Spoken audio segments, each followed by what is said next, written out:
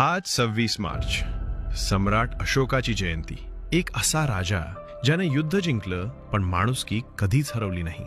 आज 26 मार्च रोजी आपण आठवण करतो त्या महान सम्राटाची, सम्राट अशोक, ज्यांनी संपूर्ण भारत एका छत्राखाली आणला. मौर्य साम्राज्याला जगातील सर्वात शक्तिशाली साम्राज्य बनवलं. पण कलिंगाच्या रणांगणावर लाखो मृतदेह पाहून त्यांचं हृदय हादरलं. त्यांनी तलवार खाली ठेवली आणि भगवान बुद्धांचा मार्ग स्वीकारला.